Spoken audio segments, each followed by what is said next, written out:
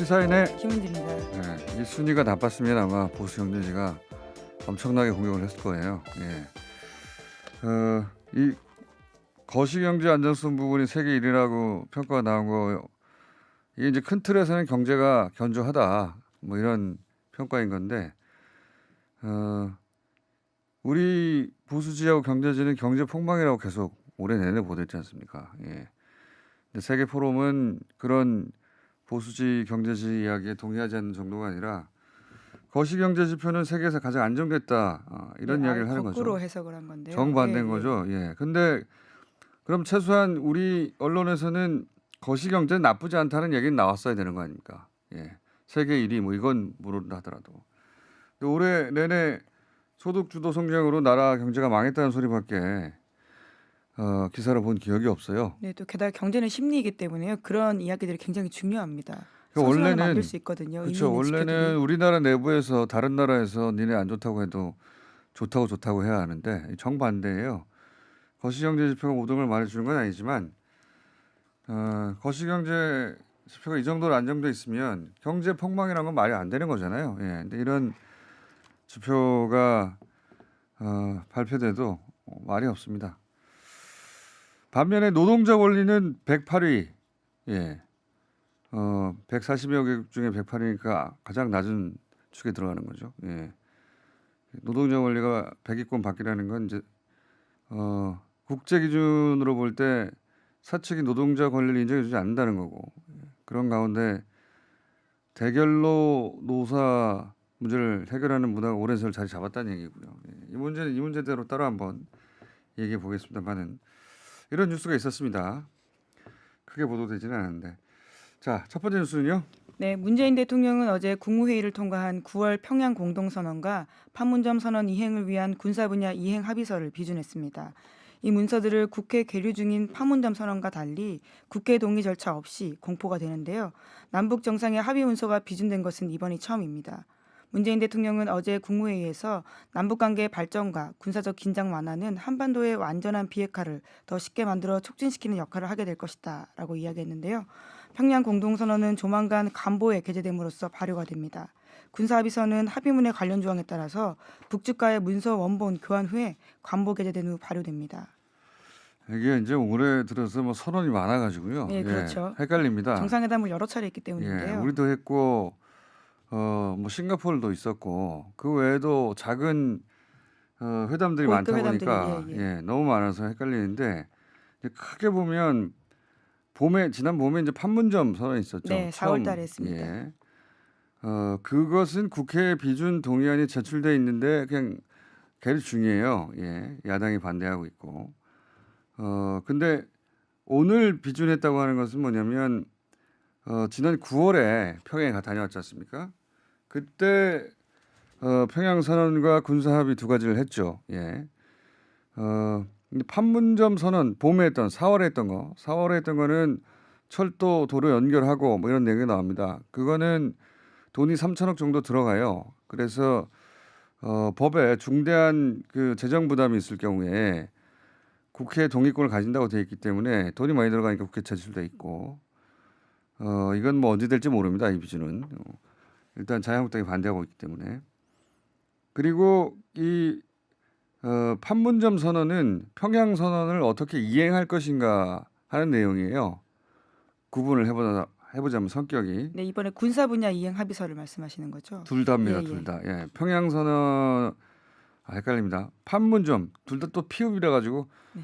판문점 선언은 4월에 있었고 평양 선언은 9월에 예. 있었는데 평양 선언은 판문점 선언을 이행하자고 하는 내용이에요. 말하자면. 그러니까 판문점 선언은 비준 동의안이 국회에 이미 제출됐는데 본질적으로 같은 목적 사안 두 번 국회 동의를 받을 필요가 없는 것도 있고, 또 하나는 평양 선언에는 철도 도로는 착공에 관한 얘기를 하거든요. 착공은 돈이 본격적으로 들어가는 게 아니니까. 그리고 그 외에 뭐 개성공단 재개하자, 금강산 재개하자, 이것도 이미 시설이 있는 거니까 중대한 재정 부담이 없는 거잖아요. 그래서 국회 동의 사안이 아니다라고 법제처 해석을 받아서 비준을 한 겁니다. 이 내용은 비준을 한 것보다 더 중요한 게 이런 게 있는 것 같습니다. 미국의 이제 국내 정치적 상황에 따라서 자꾸 11월 이전에 할 수도 있다, 11월 중순에 할 수도 있다. 북미 나오다가 정상회담 관련해서인데요. 예. 그게 이제 또 1월에 할 수 있다까지 이렇게 왔다 갔다 하고 있지 네, 않습니까? 어제 볼턴이 그와 관련된 이야기를 했습니다. 물론 뭐 maybe 그 probably 어쩌면 그렇죠. 그럴 수도 있다라고 아마도 이런 아마도 표현을 붙인 그렇게 건데요.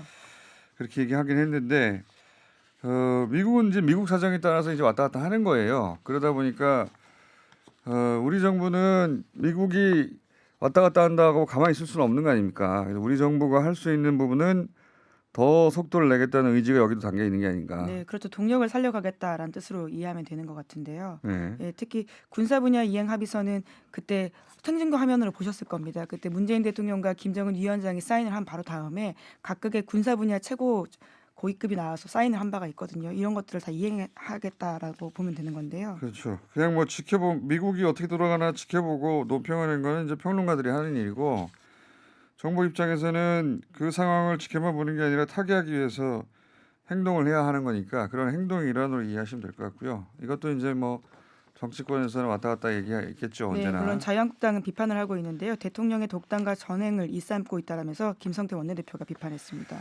하지만 민주평화당과 정의당에서는요 환영하는 논평을 냈습니다.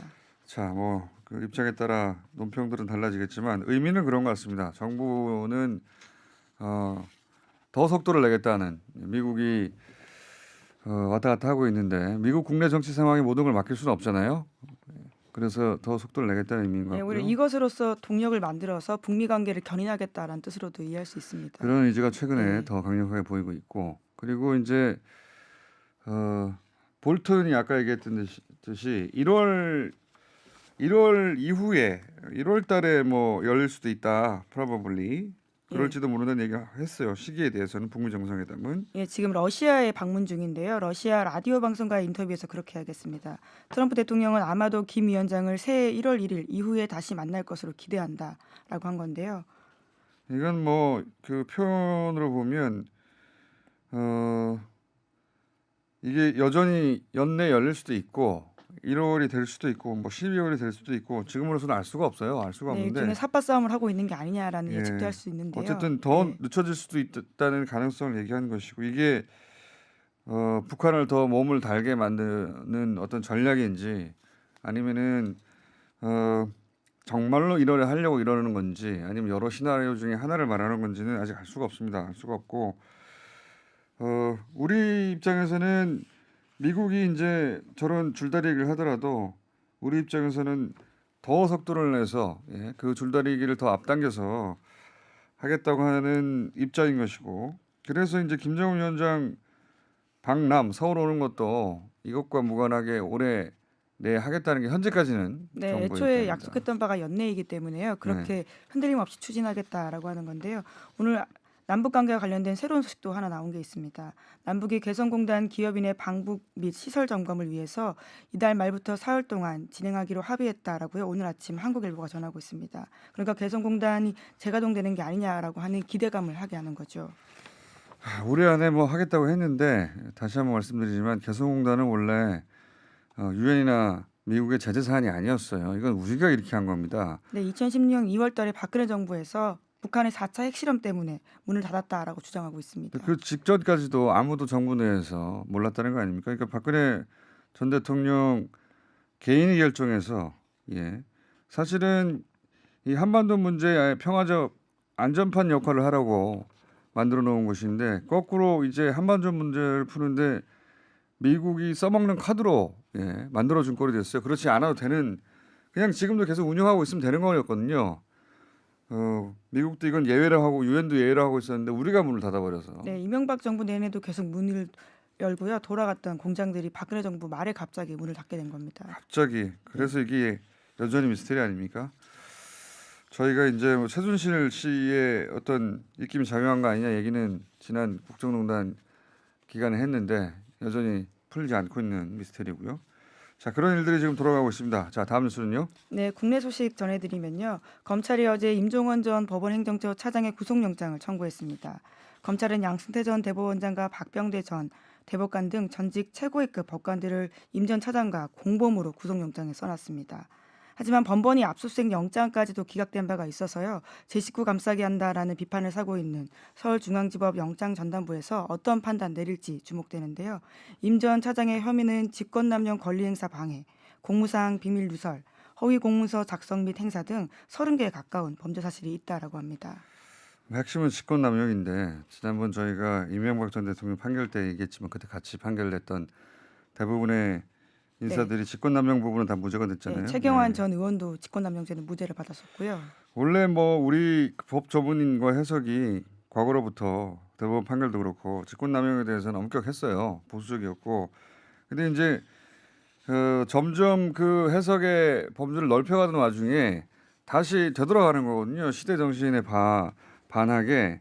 그러니까 이제 공무원의 직무와 관련된 행위는 굉장히 보수적이고 좁게 해석할 수밖에 없는 그런 판결들을 계속 쌓아가고 있는데 이게 이제 사법농단 재판을 염두에 둔 그런 거 아니냐 하는 네, 의심을 사는 상황이죠. 의심 제기는 뭐 서초동에서 있었어요. 예, 이전부터 네. 있었는데 실제로 이제 그런 결과들이 나왔는데 이게 입증은 안 되죠. 예, 사법농단 때문에 이렇게 했다고. 근데 적어도 과거로 해결되고 있는 건 맞고 판결의 경향성이. 저는 이 양승태 사법부가 저지른 일에 이제 남은 판사 전체가 이 사안을 검찰과 대결 구도로 바라보거든요. 법원에서 보면 얘기를 들어보면 많은 분들이 그렇더라고요. 그 대결 구도라는 좁은 시각으로 바라보다 보니까 남은 판사 전체가 시대에 역행하면서 양승태 대법원장의 공동전범이 되어가는 거를 스스로 모르는 것 같아요. 너무 좁게들 바라봐서. 예, 그런 식의 인식의 바탕에서 현재 김명수 대법원장이 잘못했다라는 지각까지도 가고 있는데요. 이 과거의 적폐들을 드러내는 것들이 오히려 사법부의 신뢰 회복이라는 사실을 여전히 모르고 있는 겁니다. 그러니까 사법부에 직관적 관련된 분들은 여전히 검찰이 사법부를 때려잡으려고 하고 판사들의 약점을 가져가려고 하니까 이걸 막아야 된다는 인식. 네, 하지만 임종원 전 차장의 구속영장 내용들이 일부 알려져 있는 바에 따르면요, 정말 많은 혐의가 있거든요. 다 하나같이 재판 개입의 정황들이 있는데요. 그걸 죄가 없다라고 볼 수 있는지는 참 의문스럽습니다. 기각되지 않겠는가. 네, 걱정입니다. 그래서 지금 그 국회에서는 특별사법부를 구성하자고 하는 중입니다. 예. 네, 이제 여러 차례 이야기가 나와서 저희도 전해드린 바가 있는데요. 이제는 공식적인 주장이 나왔다는 겁니다. 특별재판부. 예. 예. 예, 탄핵과 특별재판부 구성과 관련되어 있는 추진들을 공식적으로 하겠다라고요. 어제 홍영표 더불어민주당 원내대표가 밝혔습니다. 그러니까 더 이상 고양이에게 생선가게 못 맡기겠다라고 하는 건데요. 관련된 연루자들에게 재판을 맡기는 것은 문제가 있다라고 하는 겁니다. 왜냐하면은 지금 이 사건 담당할 형사 합의부에서 다섯 다섯 곳이 조사 대상이거나 피해자라고 합니다. 그러니까 7곳 중에 5곳이니까 예. 관련자들이 재판을 진행하면 이게 정상적으로 되겠는가 하는 의식의 의문을 가지고 예, 설사 정상적으로 했다고 하더라도 신뢰받기 쉽지 않습니다. 어떤 결과를 그렇죠. 낸다고 하더라도요. 그래서 이제 다른 판사를 직접 지명하자 이런 겁니다. 근데 이제 그 지명하자는 판사도 특별 재판부 현직 판사 중에 고르기 때문에 그렇죠. 판사입니다. 예. 외부인이 아니라요. 현직 판사라면 현직 판사가 거꾸로 그 사법부 다른 남아 있는 사법부 전체 판사들로부터 받는 압력은 어떻게 할 것인가. 물론 뭐 지금 이대로 형사 합의부 7곳 중에 5곳 중에 뺑뺑이 돌려서 지금 뺑뺑이란 말이죠. 뺑뺑이 돌려서 배당되는 것보다는 나을지 모르겠는데 이것도 여전히 한계가 있긴 합니다만 그런 이야기가 진행되고 있습니다. 특별 재판부를 구성하자. 네, 예. 그에 대해서는 바른미래당도 환영하고 있는 입장이기 때문에요. 더 잘 진행될 가능성이 큽니다. 예. Probably. 예. 네, 네, 볼턴요. 예. 갑자기 생각나가지고. 어쩌면보다는 좀 더 높은 가능성입니다. 사실은. 그러지 않겠는가 하는 정도. 예. 또 보다 긍정적인 전망이긴 한데 생각이 나서 다시 말씀드렸고. 삼성 기흥공장 뉴스도 하나 있네. 짧게 짚고 예, 넘어갈게요. 오늘 아침 한겨레 신문이 보도하고 있는데요. 김병욱 더불어민주당 의원실이 확보한 사고 당일 삼성 자체 소방대의 출동 및 처치 기록지를 확보해서 보도하고 있습니다. 이게 이에 따르면 사망자와 생존자가 바뀌었다라고 하는데요. 기록이 그렇습니다. 결과는 그렇고, 근데 그게 이제 이건 지나간 저희만 다룬 거라 다시 짧게 짚으면 삼성 공장에서 CO2 유출 사고가 났는데 사망 이후에 119 신고한 거 아니냐? 왜 이렇게 지연됐냐? 또 하나는 이미 사망했는데 김병욱 의원의 문제 제기에 의하면 그 기록지에 의하면 이미 사망했는데 병원에 도착한 이후에 사망으로 그러니까 처음에는 사망한 것으로 사실상 기록돼 있었는데 이거 헷갈리나 말씀드리는 게 제가 예, 아무튼 생존자와 지연됐다는 사망자가 겁니다. 둘 뒤바뀐 다. 거는 이런 경우가 의혹은 뭐냐면 아예 없다라고 하는 건데요. 그렇죠. 예. 의혹이 뭐냐면 사망 시간을 숨겼다는 겁니다. 예. 네, 그래서 동탄 성심병원에 관련된 내용을 확인했는데요. 이 병원에 따르면 올해 중증 환자가 사망으로 잘못 표기된 경우는 500건이 넘는데 이 중에 삼성 건밖에 없다라고 합니다. 그러니까요. 삼성은 그걸 실수라고 말하는데 정신이 없어서 그런데 이제 처음 실려갈 때 이미 사망 상태였는데 사망이 아닌 것으로 왜냐하면 조치가 늦어진 거 아닙니까? 다 사망한 상태로 늦게 신고하고 또 119 갈 때 이미 사망했다고 하면 그래서 지연 신고한 거 아니냐? 근데 이제 이게 결국 본질은 산재 현장에서 보험금 부담이나 징계 때문에 업주들이 신고를 지연하거나 자체 처리해버리는 이 문제 때문에 이게 불거진 거 아니냐라는 의혹을 계속 갖고 있는 거예요. 네, 그렇죠. 예. 이게 드러날지는 모르겠습니다만 그 연관해서 삼성이 얘기한 잘못 기재한 것이라는 것은 병원에 의해서 그런 경우는 삼성 하나밖에 없다고 여태 그런 보도입니다. 여기까지 하겠습니다. 시사인의 김은지였습니다. 감사합니다.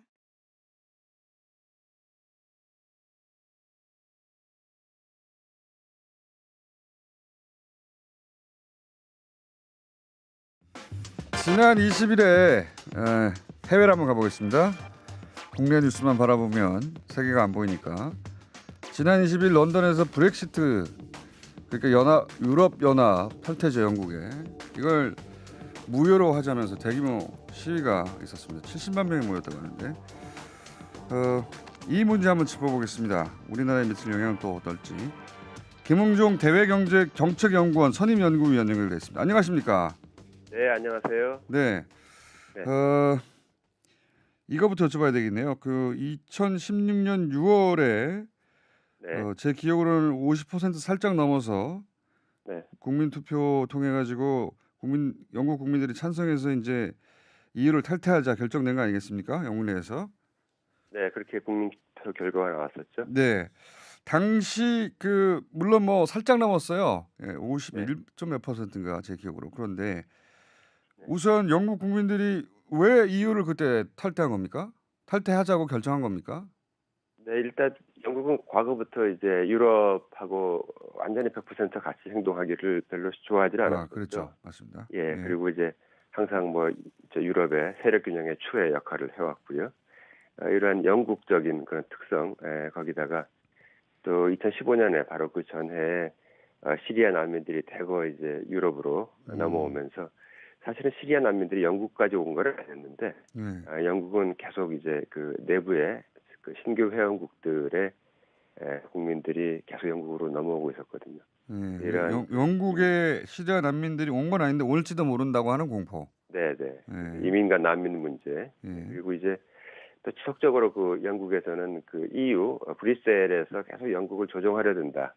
뭐 이런 식으로 그런 뉴스를 생산하는 그런 뉴스 매체부터 시작해서 굉장히 그거에 대한 논란이 많이 있었습니다. 그래서 특히나 이제 그 교육을 받지 못하거나 노동자 계층에서 직장을 결국 유럽 대륙 때문에 잃을 수도 있겠다 이런 잘못된 그 공포감이 더욱더 커지는 바람에 소위 외노자들이 외국 노동자들이 자기 일자리 뺏어간다는 네네. 그리고 또 난민이 들어올지도 모른다는 사실은 둘 다 벌어지지 않은 일인데 오히려 영국 경제가 사실 그때 더 좋았습니다. 굉장히 좋았는데 브렉시트 국민투표 결과 이후에 영국 경제가 굉장히 지금 나빠지고 있는 이제 그런 상황입니다. 그렇죠. 그 브렉시트 선언한 이후에 파운드 가치도 계속 떨어지고 있지 않습니까? 네, 맞습니다. 파운드와 네. 같이 떨어지고 있고요. 그리고 이제 이에 대해서 영란은행이 그 낮은 이자율을 유지해서 그나마 영국 경제를 현재 떠받치고 있는 현재 그런 상황입니다. 그러니까요. 그 경제가 더 EU보다 더 잘 나가려고 사실은 보수 정치인 중심으로 탈퇴하자고 했는데 아직 탈퇴도 안 했는데 더 나빠지고 있어요. 예, 자, 맞습니다. 그러면 이런 상황에서 그 런던에서 70만 명 모였다고 하는데 네. 우선 그 기사를 보니까 이 난생 처음 시위에 참석한 사람들이 많았다라고 네, 젊은 층이 하거든요. 주축이었죠. 예, 네. 젊은 층이 주축이었고요. 이거 젊은 왜냐하면 층. 뭐 네. 사실 런던이라는 특수성도 있습니다. 지난번 브렉시트 국민투표에서도 런던은 압도적으로 브렉시트 반대를 선택했었고요. 특히나 또 이제 세대 간에 굉장히 차이가 있었는데 젊은 층은 다 브렉시트 반대가 훨씬 높았습니다. 노년층이 이제 찬성이 많았고요. 그래서 이번에 그 런던 시위는 이런 지역적 특성에다가 또 세대 간 특성 이런 것이 다 포함이 됐고요. 거기다가 이제 지금 작년부터 있었던 작년 6월부터 협상을 보니까 이게 뭐 계속 이제 뭐 협상이 제대로 안 되는 것 같고 노딜 브렉시트가 눈앞에 다가오는 것 같고 노딜 브렉시트라는 거는 영국 정부하고 EU 사이에 어떻게 탈퇴할 것인지 조건 합의 없이 그냥 그 합의가 깨져서 그냥 아무런 조건 없이 탈퇴하는 걸 말하는 거죠. 예, 아무런 안전장치 없이 그냥 나가버리게 되면은 그게 이제 내년 3월 29일인데요. 몇 달 안 남았습니다. 그래서 이제 그것이 다가오고 있고 이렇게 하니까 영국 국민들 특히 브렉시트를 반대했던 국민들의 불안감이 커질 수밖에 없는 현재 그런 상황입니다. 아마 지금 국민투표하면은 지난번과는 반대로 브렉시트 반대가 조금 더 좀 높지 않을까 그렇게 예상합니다. 파운드 가치도 떨어지는 거는 실감했을 것이고 그 외에 영국 국민들이 뭐랄까요 협상 과정에서 실망감 외에 또 피부로 느끼는 어떤 브렉시트 때문에 불편해지는 혹은 불안해지는 부분이 있을까요? 반대 여론을 높이는? 일단 당장 눈에 보이는 거는 사실은 그렇게 많지 않습니다. 왜냐하면 지금 현재 협상 중에는 과거의 그 조건이 그대로 유지되기 때문에 그렇지만은 지금 런던에서 많은 금융산업을 비롯해서 많은 서비스업이 지금 빠져나가고 있는 게 사실이고요. 그렇죠. 예, 그리고 이제 뿐만 아니라 앞으로 이제 브렉시트로 해서 완전히 나가게 된다면은 특히나 이제 직업을 구한다든가 아니면 교육을 받는다든가 하는 부분에서 과거에 지금 현재 누리고 있는 그 영국과 대륙과의 그 끈끈한 그 유대 관계가 사라지게 됩니다. 이런 것을 바로 앞에 두고 있기 때문에 예를 들어서 공부를 할 때도 뭐 대학교 때 중간에 유럽에 가서 한 2년간 또 1년간 공부하다 다시 돌아온다든가 이런 것이 지금까지는 완전히 이제 자유롭게 이렇게 진행이 됐는데 이제 브렉시트가 되고 나면은 말 그대로 유학 준비해서 유학을 가야 되는 현재 그런 상황이 됐죠. 그렇죠. 예.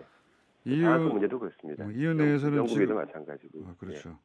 EU 내에서는 자기들끼리 이제 교육이나 직업 이게 이제 같은 자국민과 같은 기준으로 적용받다가 영국만 떨어져 나가는 거죠. 유럽 대륙에서. 네, 그렇습니다. 그게 이제 피부로 느껴지기 시작했다. 예, 그렇습니다.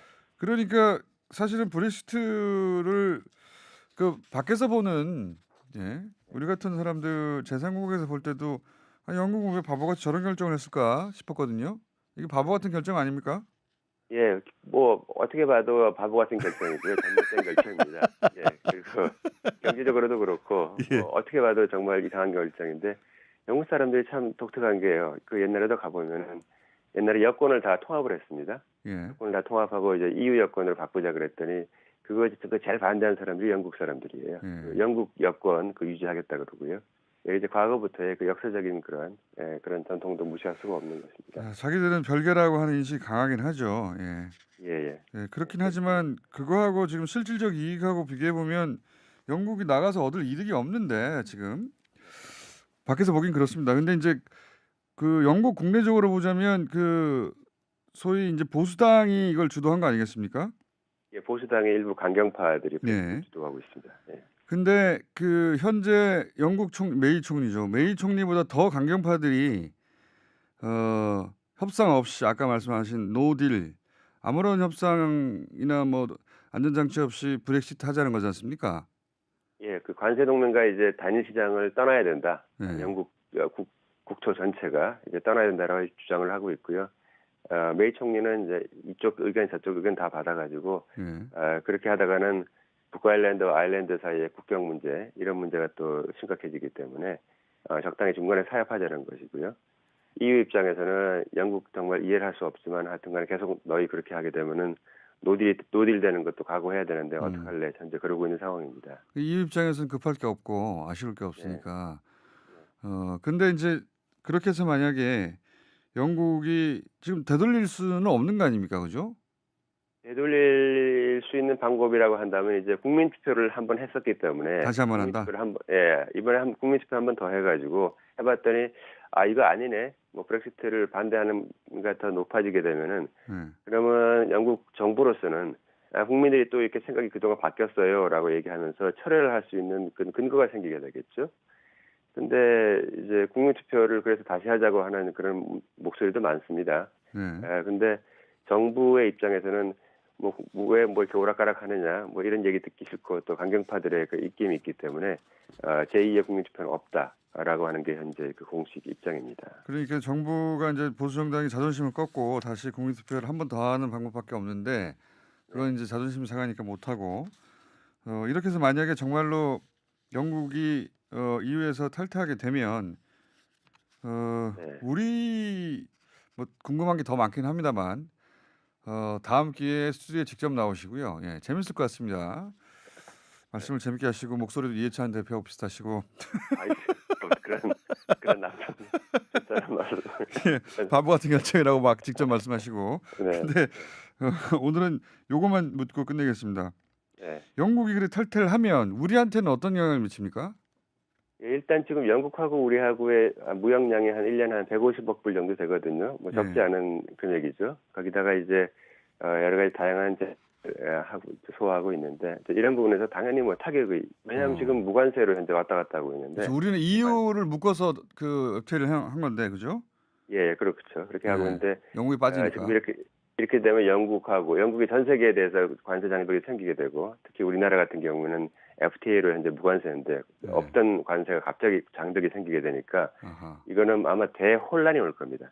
내년 3월 29일 이후가 되면 그때부터는요. 그렇군요. 그래서 영국하고 FTA를 새로 해야 되는 거 아닙니까? 이제 새로 해야 되는데 FTA라는 게 뭐 한번 한다 그러면 협상하고 하면 한 1년 걸리고 이러는 것인데 1년 동안은 뭐 그동안 뭐 어떻게 하겠습니까? 상품 같은 것을 왔다 갔다 하는 것에도 문제가 생기게 되고요. 이게 근데 그러면 서비스 같은 경우도 그렇고. 네. 영국 입장에서 보면 우리뿐만 아니라 전 세계하고 FTA를 다시 맺어야 되는 거 아닌가요? EU로 묶어서 타결했다가? 그렇죠. 지금 현재 EU가 전 세계 50몇 개국하고 특혜 무역 협정을 맺고 있습니다. 예. 그리고 근데 그걸 전부 다 다시 해야 되고. 난리 나겠네요, 영국도. 예. 그러니까 이거는 왜 이런 일을 했는지 정말 누구도 이해할 수 없는 것이고요.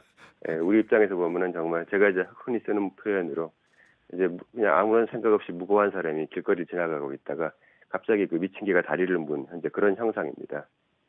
적절한 비유인지 잘 모르겠습니다만은 하여튼 그만큼 황당한 결정이다. 황당한 결정입니다. 이거. 예. 그래서 많은 사람이 하는 결정이라는 것이 이렇게 황당한 결정을 낼 수도 있다고 하는 것을 굉장히 정치 지도자들은 잘 알아야 된다 이런 생각도 해보게 됩니다. 그 이유에 대해서는 저도 여러 가지 설이 있는데 그건 이야기가 길어질 것 같아서 저희가 영국 혹은 뭐 유럽 얘기할 때 한번 모셔야 되겠습니다. 말씀을 적절치 않은 비유와 섞어서 재밌게 하십니다. 오늘 여기까지 하겠습니다. 감사합니다. 네, 감사합니다. 네, 지금까지 김흥종 대외경제정책연구원의 선임 연구위원이었습니다.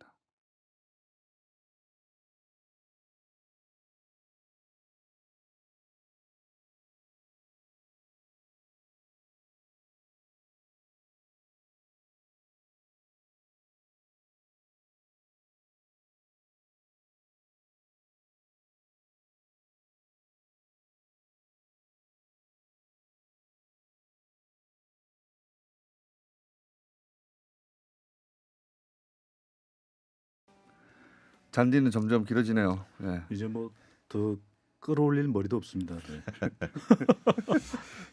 헤어 제품 하나로 됩니까 그게? 몇 통을 섞어서 쓰는데도 계속 부족합니다. 요즘에. 네, 협찬도 없고. 자, 그거 가지고 트레이드마크 한동안 재밌었는데 좀 네. 바꾸셔야 될 것 같아요. 식상하다 그러더라고요. 예. 네. 자, 네. 오늘 모신 것은 이제 10월의 판세를 한번 전체적으로 보려고 하는데 우선 정치권에서 가장 큰 눈에 보이기도 안 보이기도 하는 변화는 자유한국당이 이제 전대 이제 내년 초라고 하는데 그 전에 이제 움직임들이 시작됐어요. 이제 태극기 부대를 수용해야 한다. 전원책 변호사도 그렇고 또 오세훈 전 시장도 그런 얘기를 하고 네. 이 문제 이렇게 태극기 부대를 자유한국당이 끌어안는 이 문제가 전체적으로 판세에 어떤 변화를 가져올까요? 일단 태극기 부대가 화려하게 부활을 했죠. 네, 정치 지형의 변화가 네. 있을까요? 뭐 개선 장군처럼 뭐 기세등등한 상태인데요. 일단은 뭐 자유한국당 비대 입장에서는 다른 돌파구가 좀 없는 것 같아요. 궁여지책이다 이렇게 보여집니다. 왜냐하면 지지율이 정체고요. 인적 청산을 할 엄두를 못 내고 있고 내부 혁신 동력도 안 보입니다. 때문에 손쉬운 카드를 선택할 수밖에 없고요. 그게 이제 태극기 부대죠. 결국은 이제 아스팔트 정치가 한국당을 접수하게 됐다 이렇게 좀 보여지고요. 이 측면을 저는 이렇게 이해하게 합니다. 세력은 분명히 붙었습니다. 네. 하지만 영토가 좁아졌다. 그리고 좋아졌다. 전투력은 강해졌지만 전쟁에서는 필패하는 구도다.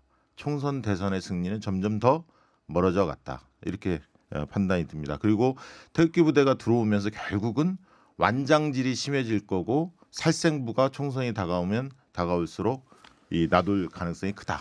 태극기 부대를 이제 안는다라는 제스처를 취하면서 실제 자유한국당 당원 가입자가 급격히 늘고 있다라고 얘기하거든요. 8천 명 이야기도 나오고 있죠. 예, 뭐 계속 커질 수 있겠죠.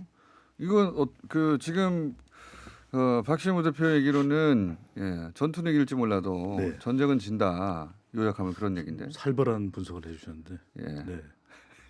제 살이 떨리네요. 네. 아무 맥락 없이 하지만 평소에도 살은 떨리지 않습니까? 네네 무맥락입니다. 네. 근데 지금 자유한국당 지지율이 정체되어 있거든요.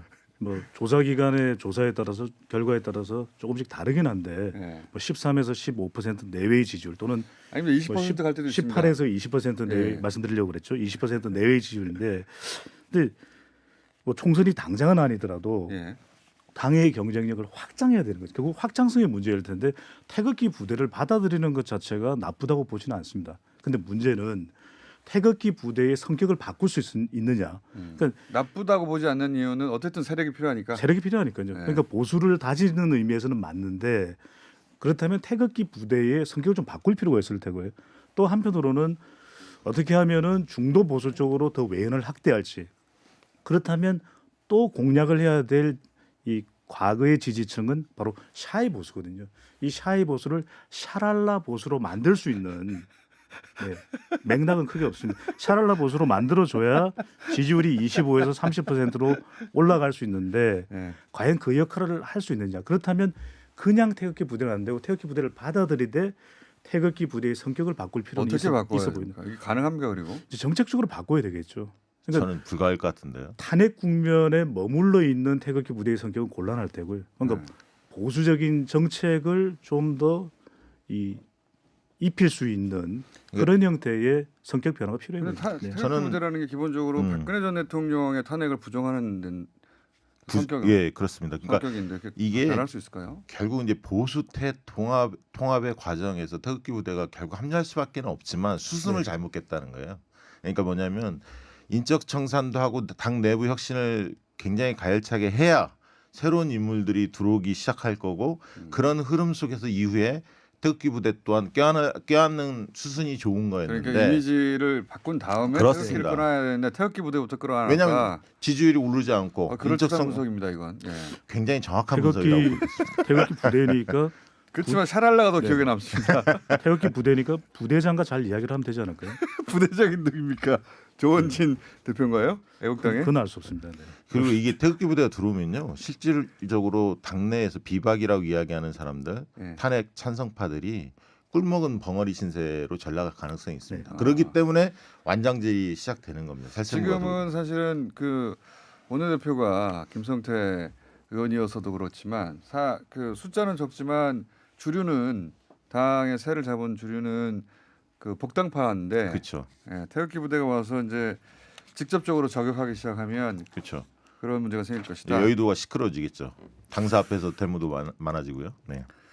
그래서 그러면 그 외연이 확장되지 않을 것이다. 그래서 강한 전투력은 가지겠지만 총선 대선은 더 어렵게 만드는 구도다. 이렇게 해석하셨고 네. 요 해석 자체는 어떻게 보십니까, 본장님?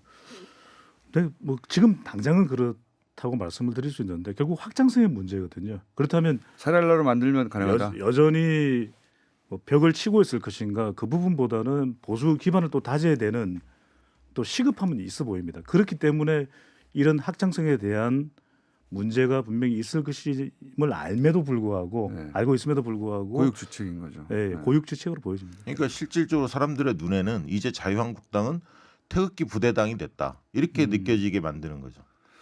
그걸 어떻게 해석해서 샤랄라로 바뀔 것인지 네. 그게 관건이 되겠다. 결국은 샤랄라겠죠. 네. 당분간 그걸로 쓰죠, 샤랄라. 예, 네. 괜찮네요. 샤이하고 샤랄라. 예. 쓸 것 같은데요. 제가 보기엔 갔다가 꼭 쓸 것 같습니다. 갑자기 생각나신 네. 겁니까? 아닙니다. 아, 오랜 기간 동안의 분석과 수기 과정이 있었던 거죠. 네. 수기 과정을 통해서 네. 오늘 터뜨린 거군요. 그럼요. 네. 네. 잘 하셨고요. 자, 그러면 그 가운데 또 하나 보수정당 이제 자유한국당 전당대 다른 당도 다 전당대 해버렸으니까 전당대 사실은 이렇게 큰 선거 이후 전당대를 오래 있다 하는 경우는 처음 보긴 합니다. 네. 내년 초에 전당대를 하는데 누가 지금 현재 기준으로는 1위가 될 가능성이 높은지 한번 분석해 볼까요? 우선 황교안 전 총리 나왔고요. 오세훈 전 시장 얘기 나오고 김병준 비대위원장도 정치적 뜻이 있는 것 같고요. 유승민 전 대표 혹은 홍준표 전 대표도 가만히 있지는 않을 것 같고요. 네. 자, 종합 전망을 한번 해주시죠. 저는 지금 이 국면이 지속되면 오세훈 전 시장이 이 어부지리를 얻을 가능성이 어부지리로? 크다. 거저먹을 것 같다는 생각이 듭니다. 왜냐하면 황교안, 홍준표, 김무성 세 명이 나왔을 때 이 개파 대립이 굉장히 심해질 거고요. 황교안 전 총리는 태극기 부대 지지를 그렇죠. 받고 친박 지지니까요. 네. 친박당이 되는 거고요. 그다음에 이제 홍준표도 독자적인 어떤 카리스마가 강하기 때문에 자기 중심으로 세우려고 할 것 맞습니다. 같고요. 예. 김무성은 또 비박 아닙니까? 예. 복당파니까 이런 것들을 우려하는 목소리가 꽤 커질 가능성이 있다. 그러다 그런 보면 측면에서 그래도 오세훈 하면 안전한 카드. 안전한 조금 젊어 보이고 뭐 이런 어떤 생각 속에서 오세훈을 만지작거리지 않을까. 결국 호랑이 없는 상황에서 왕노릇 위원장은 왜 거론 안 하십니까? 언강생심입니다. 뭐 한 게 있어야죠. 김병준. 감생신 아닙니까? 예. 생신입니까?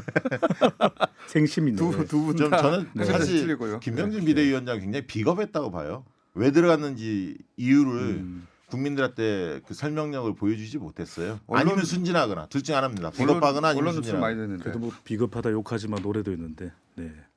비겁한지 비겁하지 않은지는 좀 지켜보는 걸로. 근데 저는 이렇습니다. 말을 얼버무리십니까? 과연 누군가 선뜻 나설까? 음. 내년 초에 전당대회를 통해서 자유한국당 당 대표가 된다 하더라도 주도권을 가지고 이 총선을 끌고 갈 수 있을까? 또 근데 이제 총선 당 대표가 되면 네. 총선 공천권을 가지니까 막강해지는 거 아닙니까? 그런데 뭐 2020년 총선이 자유한국당이 상당히 가능성이 높다. 이렇게 지금 현재로서는 점치기 쉽지 않거든요. 2년이나 있으니까요. 네네. 물론 이제 예를 들면 네. 뭐 저희 100석 정도만 네. 건지더라도 대성공이라고 볼 수도 있지 않습니까? 우리나라 정치는 다이나믹해서 그때는 어떻게 될지 모릅니다. 네. 그리고 당을 또 일사불란하게 또 끌고 갈 수 있을지도 우리가 지금으로서는 지금 그러면 내년 초에 뽑히는 당 대표가 총선까지 과연 끌고 간다는 보장이 있느냐 이런 말씀이세요? 그래 뭐 이제 상당히 좀 혼란스러울 것 같아요. 그렇게 보는 이유는 왜 그러냐면은 누구든 지금 나서더라도 이 보수 전반을 다 이렇게 아우르기 힘들다고 보여지고 지금 자유한국당의 지지층의 성격을 보면 여전히 영남에 머물러 있고 또 60대 이상 강한 기반이고 또 여전히 보수 쪽에 머물러 있거든요. 그리고 또 태극기까지 합쳐지고. 예, 확장성이 있어야 되는데 그렇지 못하다면 지금 영남 60대 이상 보수의 지지를 강하게 받는 또 세력이 또는 이 세력의 지원을 받는 인물이 당대표가 될 가능성이 높거든요. 그렇다면 여전히 이 반쪽짜리 이 주도하는 당 대표로서의 역할에 머무를 수밖에 없을 것 같아 보여요. 저는 조금 그러니까 생각이 전국 드는데요. 정당이 되게 어려울 수 있다. 그 저는 말씀이네요. 지금의 이제 보수가 거의 괴멸 상태이기 때문에 이거를 뭔가 그 반등을 시키는데 굉장히 그 뭐랄까요 성과를 내려면 차기 전당대회 굉장히 중요하고 강한 당권이 필요한 시기라고 볼 겁니다. 그래서 차기 대선 주자들이 당권에 도전하고 싶은 욕구가 생길 네. 수밖에 없는 거죠. 그러니까 제가 보기에는 그리고 고압의 성공 모델이 문재인 문재인이 대통령 있었던 모델. 거죠. 문재인이 있었습니다. 그러니까 황교안도 그 부분에 고민이 있는 거예요. 왜냐하면 정치력이 검증이 안 됐는데 문재인 효과가 있었지 않습니까? 당 대표 하면서 뭐랄까요 전체적인 그 정치 어려운 하나에 과정을 대해서 겪었지만 돌파하고 됐지 그리고 않느냐. 새로운 인물들도 영입하면서 네. 뭔가 리더십이 형성이 됐거든요. 강한 리더십이 마찬가지입니다. 그러니까 황교안도 딱 한 번 쓸 카드가 남았어요. 이거 대선 후 직행하는 게 좋겠다. 괜히 당대표 선거 나왔다가 전당대회에서 상처받지 마라. 이렇게 권유하는 측근들도 있다고 합니다. 하지만 정치력은 하루아침에 생기지 않습니다.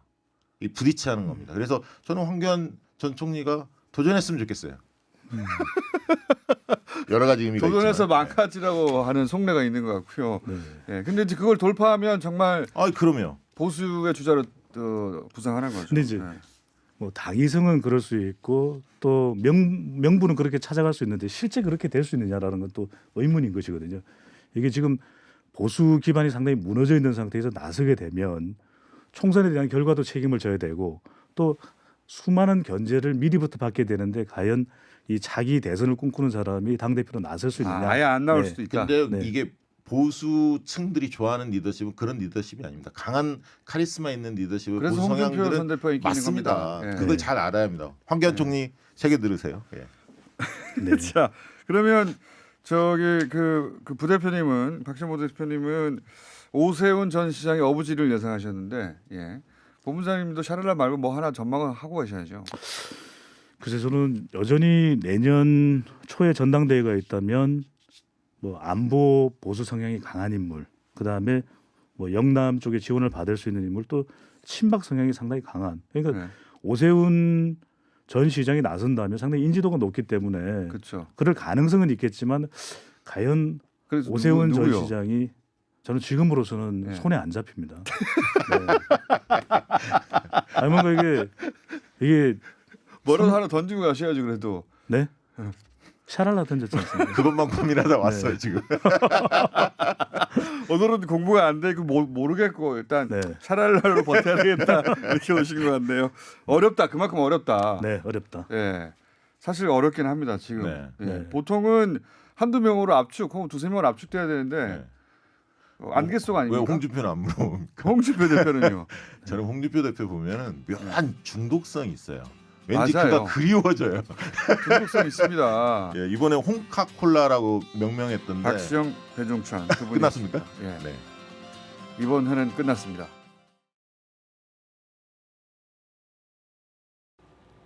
이어서 김어준의 뉴스공장 3부가 방송됩니다. TBS 앱.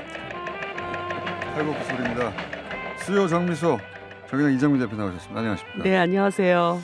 이 코너명보다 더 좋은 어떤 코너명은 아직은 안 들어오고 있어요. 예, 정겹네요, 아주 네. 탈곡기 소리가. 이 그 코너명에 대해서 평가가 괜찮죠? 주변에서? 네, 아주 좋습니다. 수요 정미소. 네. 예. 이 제목을 정해주신 청취자 전화번호를 다시 한번 저희가 확인해서 그러니까요. 두 분이 통화가 가능하도록 해서 쌀한가만 일을 드리는 걸로. 또 그분에게 보답하시기 바라고. 자, 지난주에 나오셔가지고 바른미래당에서 자유한국당으로 네. 11명 탈당설이 있다. 네. 그래야 오늘 그 교섭단체가 무너지니까 이런 얘기를 하셨다가 그 이후에 손학규 바른미래당 대표가 나오셔가지고 이정미 대표 웃기는 사람이라고 아니 근데 대표끼리 그게 이렇게 저한테 발끈하실 일은 아니었거든요. 제가 그래요? 그날 분명히 나와서 얘기했을 때 자유한국당이 바른미래당과 당대당 통합이라고 하는 것이 현실적으로 어려우니 어려우니 바른미래당을 흔드는 거다 밑에서. 네. 그래서 11명 탈당설이 흘러나오고 있다. 네. 이렇게 말씀드린 거예요. 여의도에서 나오는 설 중에 네. 그런 게 있다고 예. 소개했을 뿐 예. 내가 11명을 빼낸다고 했냐 뭐 이런 얘기인가요? 네. 11명이 간다. 네. 이런 걸 확인하고 뭐 제가 11명을 누구누구입니다. 이렇게 얘기를 한 게 아니라 자유한국당 안에서 그런 이야기들이 있더라. 뭐 예. 이런 얘기인데 저한테 발끈하실 게 아니고 그런 이야기를 한 자유한국당에게 그럼 의원의 실명을 말씀해 주십시오. 아이고 말 못하죠. 하여튼 그런 이야기를 하신 분은 있는 거잖아요. 목표치 정도 되겠네요, 그러면. 의원님한테 듣는 건 아닙니다. 기자들한테 들었습니다. 더더욱이 그럼 네. 그 기자들이 또 어디서 들었겠군요. 그렇죠. 예. 네. 예. 기자들이 더 소식통이 넓은 편이긴 합니다만 그럼 그 기자의 실명을 말씀해 주시고 기자에게 모두 뒤집어 정보원의 씌우고서. 이름은 거명할 수가 없습니다. 하여튼 그런 계획을 자유한국당 쪽에서 가지고 있더라. 이 뭐 그런 정도는. 얘기가 있더라. 그러니 뭐 저는 사실 그런 과정에서 오히려 바른미래당이 우리는 그렇지 않다. 단단하게 결속돼 있다. 이런 것들을 또 대외적으로 알리실 수 있는 기회를 좋은 줬다고요? 기회를 드린 것이 아닌가. 그건 너무 억지고요. 바른미래당 입장에서는 그 너무 억지고 아무튼 뭐 여하간 네. 그런 설이 있는 걸 소개했을 뿐이다. 네, 정계 개편보다는 이제는 정치 개혁에 힘써야 할 때이죠. 마무리를 그렇게 하시는 것으로 네. 이 숫자가 줄거나 늘거나 하는 새로운 설은 그 없고요. 숫자 자꾸 얘기하지 마세요. 알겠습니다. 예. 자 그러면 손학규 대표의 이정미 대표 웃기는 사람에 대한 답변은 이걸로 가름하고요.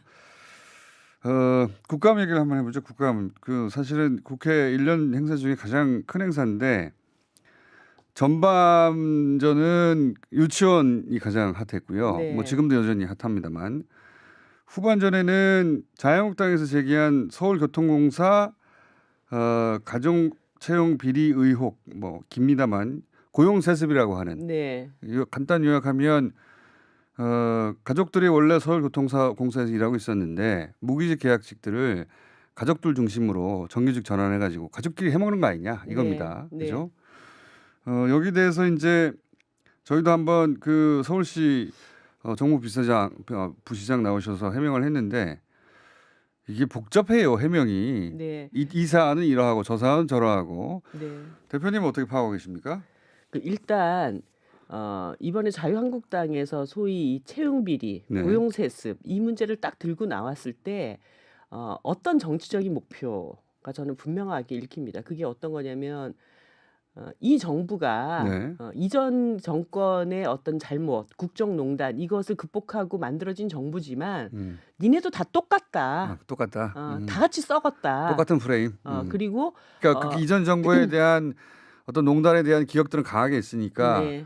니네가 차이가 뭐냐 똑같은데 이거라. 너네도 프레임이. 이제 다 똑같이 썩은 거 아니냐. 거기에다가 노동자들이 노동자의 권리를 위해서 노조를 만들었지만 그 노조도 네. 썩었다. 강성노조. 네, 예. 이런 식의 프레임을 딱 건 거죠. 그리고 거기에 사람들한테 가장 자극적인 단어로 고용세습이라고 하는 예. 이 단어를 만들어낸 겁니다. 단어는 잘 만들었어요 사실은. 예, 그러니까 사람들은 일단 그 내부에 어떤 일이 벌어지고 있는지에 대해서는 정확하게 파악하기 전에 일단 채용 비리가 있었다. 네. 근데 고용세습이다. 이렇게 청년 일자리를 뺏었다. 네, 게다가 이렇게 이제 돼버리는 거죠. 공무원들이 가족들끼리 해먹느라고 청년들 일자리까지 뺏어 네. 버린 그런 농단이다 이거죠. 예. 그러니까 저는 사실 이 문제에 직면하면서 올 초에 이 드루킹 특검 예. 때가 굉장히 많이 생각이 났어요. 그때도 대선 때 매크로를 이용해 가지고 엄청나게 댓글을 조작했고 거기에는 뭐 누구가 연루돼 있다 이렇게 가면서 사람들이 어떻게 이런 일이 이러면서 그 프레임을 그대로 가져와서 예. 역공을 하는 거다. 예, 뭐 이런 상황이고요. 그래서 그래서 실체가 있어야 되잖아요. 예, 그래서- 실체는 어떻게 파악하고 계십니까? 그래서 제가 이제 한번 꼼꼼히 들여다봤어요. 예. 그런데 이제 이 자유한국당에서 얘기를 하는 거는 무기계약직에서 정규직으로 전환된 사람이 예. 1285명인데 예. 그 중에서 108명이 예. 가족 간의 고용세습이 됐다. 이 얘기를 하는 거잖아요. 네. 그러면 한마디로 그러면서 이 무기계약직을 뽑을 때 이 예. 사람들을 정규직화하려고 처음부터 무기직으로 이제 막 무기계약직으로 받아들였고 그때 예. 친인척들이 야 달고 들어와 들어왔다. 곧 정규직이 될 거야 이렇게 했다라고 하는 것이 이분들의 주장입니다. 그렇죠. 그러면 1285명이 실제로 내가 정규직화 될 수 있겠다 하고 무기계약직으로 들어왔나 이게 이제 사실은 키포인트거든요. 그렇죠. 3년 전부터인가. 예. 그렇죠. 근데 저희가 이제 알아봤더니 352명, 이 1285명 중에 352명은 예. 이미 그 구의역 사고 이전에 예. 무기계약직으로 입사돼 있던 사람입니다. 원래. 그리고 무기계약직이 늘었던 933명이 늘었던 기점은 기억하시겠지만 2016년도 초에 구의역 김군 사건이 벌어졌지 않습니까? 그렇죠. 그때 예. 뭐냐면 오세훈 시장 때, 이명박 오세훈 시장 때 서울 지하철에서 많은 업무들을 외주 하청으로 다 떼어주고 비정규직화 시켰고 예. 그 과정에서 김군처럼 2명이서 함께 일해야 되는, 그러니까 네. 안전을 누가는 봐주고 한 명은 가서 수리를 해야 되는 이런 일을 한 혼자. 명밖에 예. 나가지 못했기 때문에 사고를 피하지 못하고 이렇게 죽음에 이르게 그렇죠. 됐잖아요. 위험의 외주화. 그래서 그때 당시에 예. 이걸 왜 외주하냐, 다 정규직으로 바꿔라. 네, 이런 그렇게 해서 큰 요구가 있었죠. 예, 그래서 그 사고 직후에 소위 그렇게 외주화 다 떼어줬던 그 기업들의 노동자들 중에 소위 매피아라고, 그러니까 예전에 그 지하철 공사에서 관리직으로 있다가 이제 업체 하나 받아갖고 와가지고 예. 하청업체를 만들었던 사람 몇을 빼고는 일단 무기계약직으로 전환을 시켰습니다. 예. 이렇게 전환된 사람이 313명. 그러니까 당시 문제의식은 위험을 외주했는데 그러다 보니까 비용 아끼느라고 예. 2명 쓸 걸 1명 쓰고 사고 발생했으니 네. 거꾸로 다시 그 사람들을 정규직화해라. 네. 그래서 서울시가 책임져라. 예, 그거 313명이랑 그래서 사람을 더 뽑아야 된다고 해서 620명을 예. 무기계약직으로 더 뽑았는데 중요한 건 뭐냐. 자유한국당이 이 문제를 터뜨리면서 문재인, 박원순, 민주노총 커넥션이라고 얘기를 그렇죠. 했어요. 그리고 문재인 정부가 썩어가지고 이렇게 고용세습했다 이건데 사실은 이 무기계약직 1285명을 마지막 채용했던 620명까지 마지막 채용을 했던 시점은 대선 2개월 전입니다. 예, 박근혜 정부 때예요. 예. 예. 대선 2개월 전에 무기계약직으로 다 시기적으로는 됐습니다. 그렇고. 그러니까 이제 이 커넥션이 성립을 하려면 어떻게 되냐면 예. 문재인 대통령이 나 곧 대통령이 될 것 같아. 2개월 전에. 2개월 예. 전에 나 대통령 될 것 같으니까 빨리 뽑아. 미리 뽑아라. 무기계약직 뽑아. 이렇게 예. 해야 된다는 거고. 그다음에 아니면 박근혜 대통령이 이거 나중에 국감 때 그렇게 문제 삼을 수 있으니까 미리 뽑아라. 미리 뽑아. 그리고 예.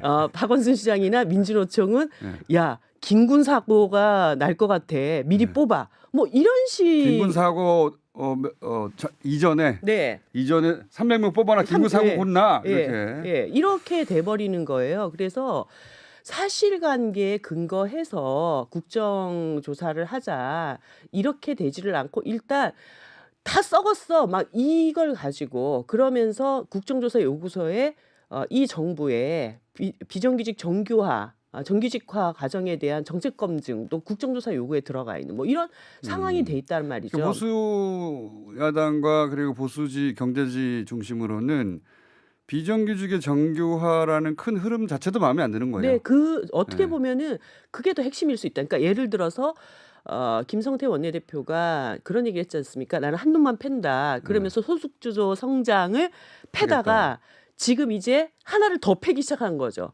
이 정규직화라고 하는 이 정부의 정책에 대해서 치면서 이것이 결국 너희들끼리 짬짬이 해먹으려고 정규직화하려고 했던 거 아니냐. 이런 식의 것으로 가져가고 있는. 조선일보 기사 같은 걸 보면 문제의식이 이제 거기 여실히 드러나는 게 그들이 가지고 있는 문제의식이 조선일보식의 사고방식으로 보자면 뭐 목욕탕 관리하고 식당 관리하고 이런 사람들을 정규직화하는 게 공공기업의 경쟁력과 무슨 상관이 있냐는 네. 그 다 정규직화하면 안 된다는 문제의식도 거기 깔려 있는 거예요. 예. 예. 그리고 사실 이번 이 사태에 조선일보가 상당히 크게 일조를 했죠. 뭐냐면 그 민주노총 커넥션 딱 얘기 나오면서 바로 기사를 썼습니다. 서울 지하철 공사에 민주노총 출신 위원장 아들이 예. 이번 고용세습 과정에서 채용이 됐다. 그러면서 네. 그 사람이 누구인지를 굉장히 소상하게 파악할 수 있는 이력을 쫙 얘기를 했어요. 뭐 공공연맹 지하철 노조 몇 대 위원장이었고 그 사람이 이전에 민주노동당으로 광명시에 출마를 했었고 네. 그렇게 해서 저희들이 확인해 봤더니 김연한 전 위원장인 거예요. 근데 네. 그분의 아드님은 네. 서울교통공사 근처에 가본 일도 없습니다. 아 그래요? 예. 그러니까 한마디로 뭐 일단 다 연결돼 있다. 예, 연결돼 있다는 걸 얘기하기 노조와 위해서 박원순 시장과 현 정부가 서로 짬짬이 예, 해가지고 그래서 거짓 보도까지를 내보낸 거예요. 그러니까 아니 이 사람 아들이 서울교통공사에 취업해 있어 보니까 뭐 그쪽 계통에서는 일한 다른 위원장 출신 아니에요? 근데 조선일보가 특정한 조건에 맞춰서 따져보자면 그분일 수밖에 없다. 예. 그러니까 몇 대 위원장 음. 그리고 그 출마했던 사실 뭐 이런 거를 쭉 따져고 보면 딱 그분으로 특정되는데 근데 그분의 아들은 그런 사실이 없는. 그래서 이렇게 뭐 없는 그 기사까지 만들어내서 조사를 자세히 하셨네요. 웬일로? 지금 저 평소에 자세히 합니다. 평소에 저는 사실에 근거하지 않는 얘기는 하지 않습니다. 아니 11명 있잖아요. 11명. 왜 이러세요?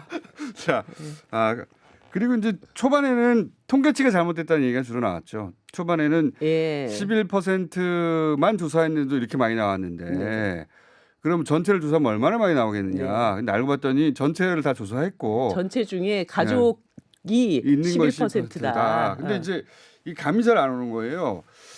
그 큰 공사에 한 11%는 6촌 이내에 사람이 있다 그러면 이게 많은 건지 네. 적은 건지 다른 공사하고의 비교도 안 되니까. 근데 이제 요즘 추세는 공무원들이 부부가 비율이 굉장히 높다. 네. 뭐 이런 얘기도 나오고 하니 높은 게 아닌가 싶기도 하고 예를 들어서 판단이 유보되는 거죠. 강원랜드 같은 경우에는 네. 친인척 비율이 26%인가 그 정도 됩니다. 훨씬 높네요. 예. 네. 그래서 사람들이 10%가 넘어 굉장히 좀 이상하다 이렇게 생각하실 수 있는데 뭐 일단은 친인척 비율이 높다는 것이 네. 그것이 곧바로 고용세습이다 이렇게 얘기할 수 없는. 연결할 수는 없죠. 예, 그리고 원래 네. 채용 비리라고 하는 것은 이런 거잖아요.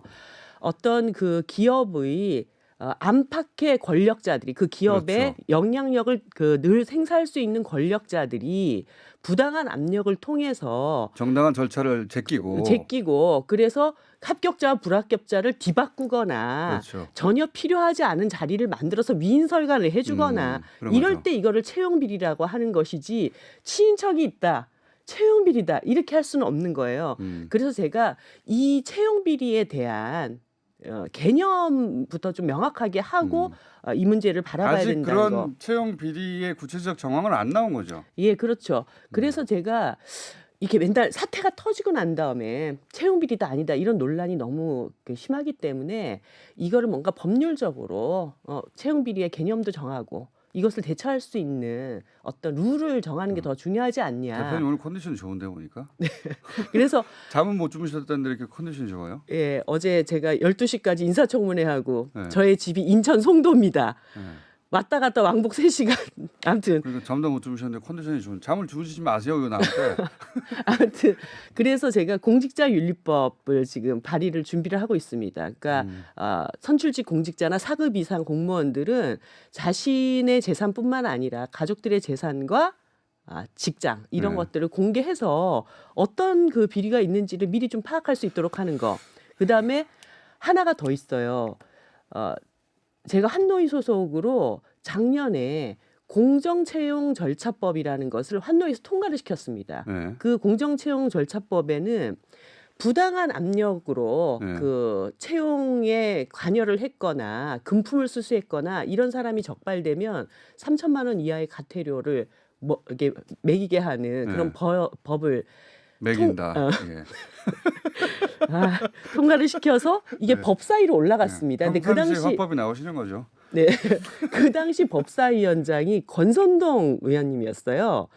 그런데 대부분 상임위에서 통과된 안은 법사위에서 자꾸 그렇죠. 수정만 하고 이걸 보통은. 없는 경우는 없습니다. 네. 엎어버렸어요? 그런데 그게 엎어졌어요. 그러니까 공정한 채용 절차를 어기지 않은 사람들을 처벌할 수 있는 이 법이 그 당시에 통과만 됐다면 그 법의 잣대를 가지고 누가 어떻게 잘못됐지 수사도 하고 본인도 거기 저촉될 수 있다는 걸 그때 본능적으로 감지하신 거 아닐까요? 혹시라도. 왜냐하면 지금 강원랜드 채용 비리 관련해서 이제 권성동 염동열 의원이 지금 재판 네, 11월 5일부터 예. 재판이 속개가 되죠. 재판에 넘겨졌기 때문에 그런데 이제 그 채용 비리 전체가 무혐의 처분을 받은 것으로 오인하시는 분들도 있어요. 네, 두 왜냐하면 그 김성태 원내대표께서 우리가 이제 아니 채용 비리에 대해서 국정조사 하려면 강원랜드 같은 걸 해야 된다. 예를 라고 들어서 정의당에서 얘기했죠. 예, 정의당에서 왜냐하면 제가 지난번 부동산 얘기한 거랑 똑같습니다. 나는 강남에 집 몇 채씩 갖고 있는 국회의원들이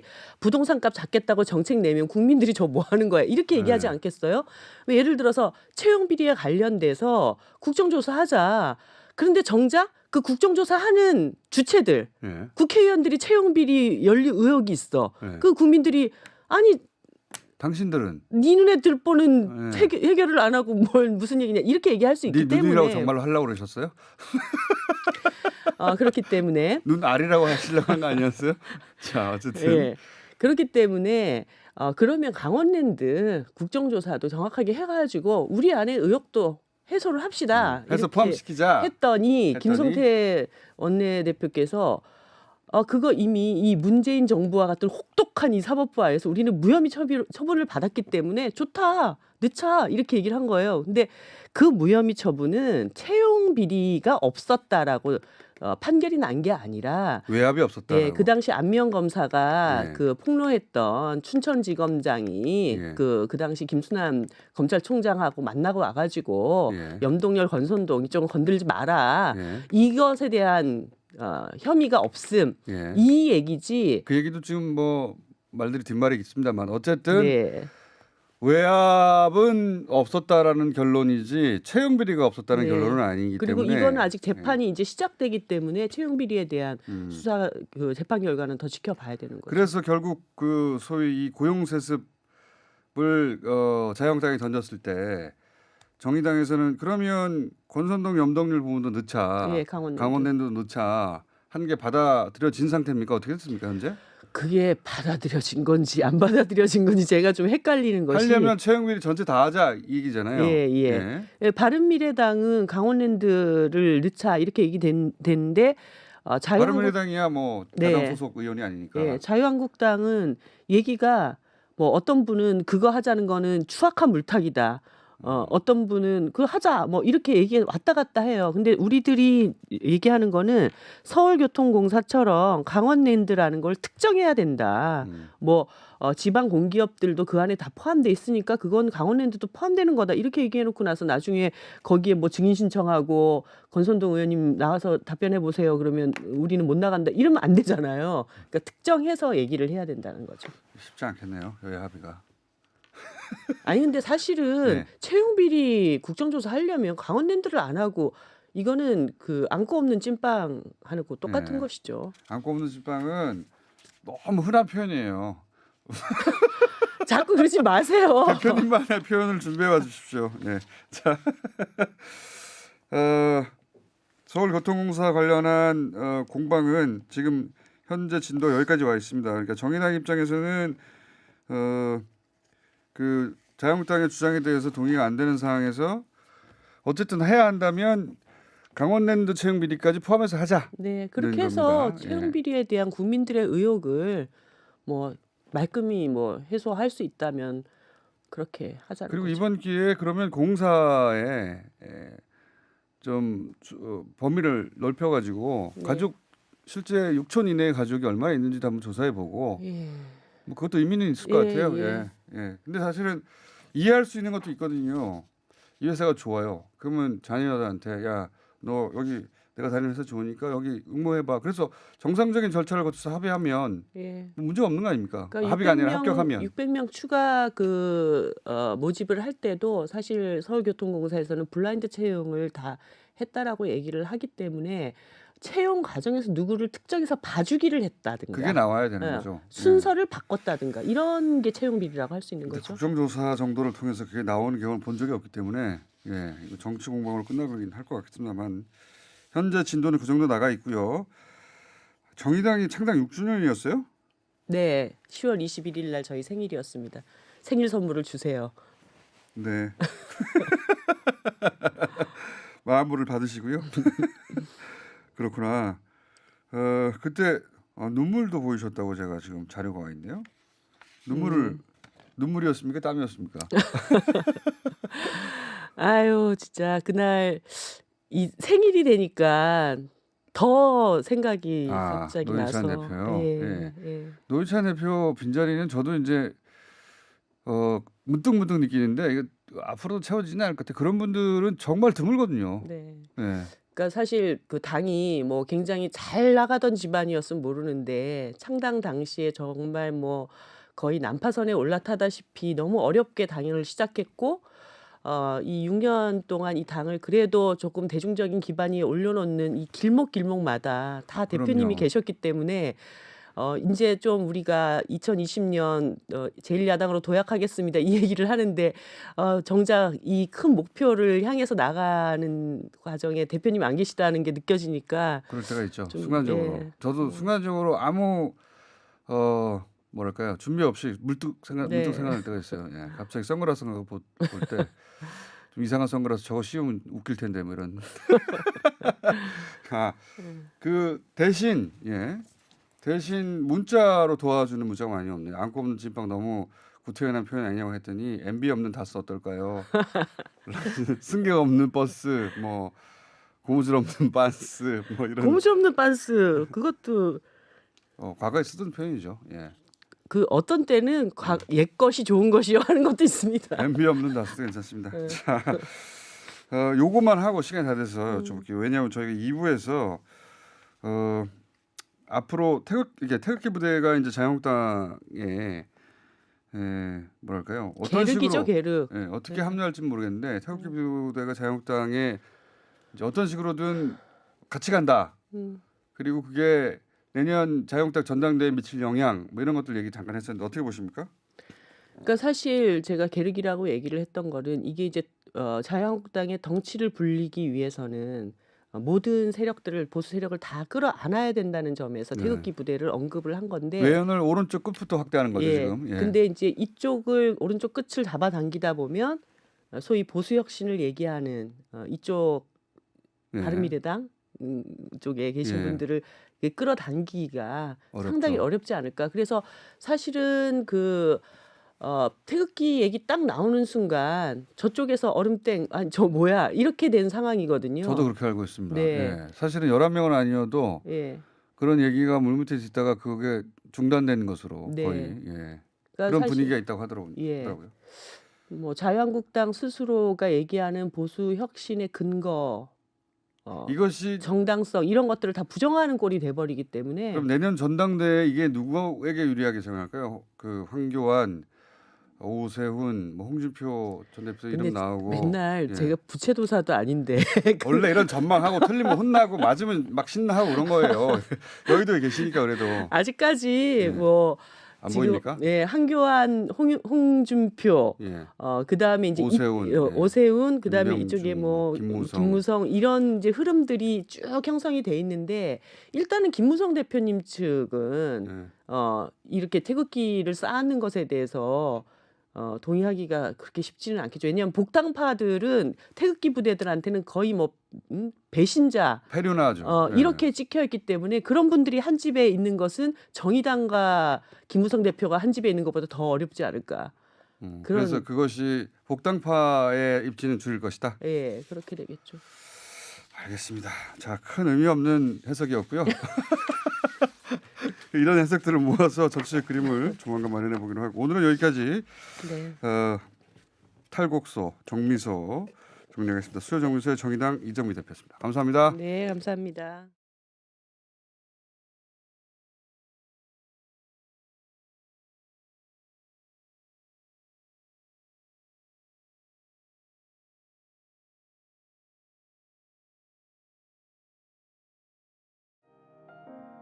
자, 불친절한 AS. 예. 오늘 샤랄라 반응 좋고요. 문자 많이 왔습니다. 그리고 수요 정미소 내가 장명했다. 쌀 한 가마이 다오. 예.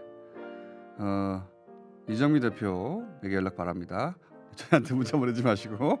자, 그리고 성북 마을버스 10번 잘생긴 기사님 뉴스 공장 들어요. 5539 택시 기사님 뉴스 공장 들어요. 예. 이런 신고 문자 많이 오는데요. 예. 앞으로도 많이 보내주십시오. 저희가 소개해드리고요. 그리고 기사님이 직접 보내면서 손님이 보낸 척 하셔도 됩니다.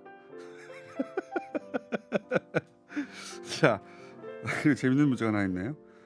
김용민 진행자, 아마도 SBS 김용민을 말씀하시는 것 같습니다. 김용민 씨가 시청률 올리려고 가끔 공장장을 디스했습니다. 제보합니다. 예. 괜찮아요. 네.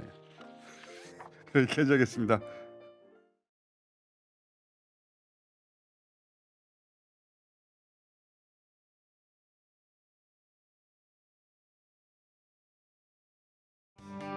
그러니까 경제. 예. 최백은 교수님 고정 요일이 아니라 유동권으로서 그때 월요일날 나오시기도 하고 수요일날 나오시기도 하고 오늘은 수요일날 나오셨습니다. 자, 경제 관련 뉴스 좀 쌓여 있는 게 있어가지고 좀 짚어보겠습니다. 외국에서 나온 뉴스들이 많네요. 이게 IMF가 한국 경제 성장률이 하향됐다고 발표하자 역시 이제 보수지 경제 중심으로 한국 경제 힘이 빠졌다, 저성장의 늪에 빠졌다. 기사 많이 쏟아졌어요. 이거 해설 좀 해주십시오. 기본적으로 IMF가 됐던 간에요, 우리나라 뭐 한국은행이 됐던 간에 경제 예측 기관들이 경제 전망을 제대로 맞춘 적이 없어요. 거의 없긴 합니다.